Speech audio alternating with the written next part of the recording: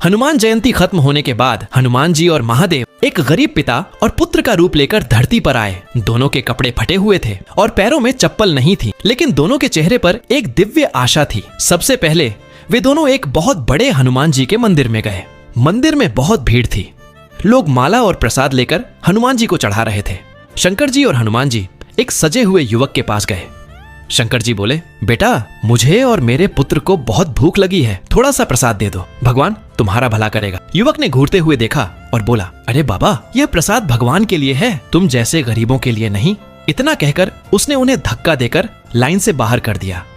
शंकर जी और हनुमान जी मुस्कुराए और आगे बढ़ गए। थोड़ी दूर चलने के बाद वे दोनों एक मिठाई की दुकान पर पहुंचे। वहां तरह तरह की मिठाइयां सजी हुई थीं, लड्डू, बर्फी, जलेबी। लोग उपवास के लिए मिठाइयां खरीद रहे थे। हनुमान जी ने हाथ जोड़कर कहा, मुझे और मेरे पिता को थोड़ा सा मिठाई दे दो, हम दोनों कई दिनों से भूखे हैं, भगवान भला करेंगे। दुकानदार गुस्से में बोला, यहाँ पर सब चीजें पैसों से मिलती हैं, यहाँ मुफ्त में कुछ नहीं मिलता, गरीब हो तो आगे बढ़ो। हनुमान जी और शंकर जी बिना कुछ बोले शांत भाव से आगे बढ़ गए।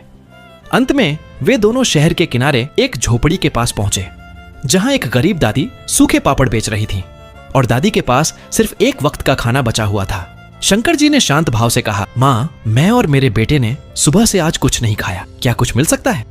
दादी ने बिना सोचे अपना एक वक्त का खाना दे दिया और बोली, यह लो बाबा, मेरे यहाँ से कोई खाली नहीं जाता, मैं फिर से कमाकर खा लूंगी। इतना सुनते ही शंकर जी और हनुमान जी अपने असली रूप में प्रकट हो गए। शंकर जी ने उसकी टूटी झोपड़ी को एक सुंदर पक्के मकान में बदल दिया और हनुमान जी ने दादी को सोने से भरे सिक्कों की एक टोकरी दे दी। लेकिन अफसोस, फिर भी किसी ने लाइक और सब्सक्राइब नहीं किया।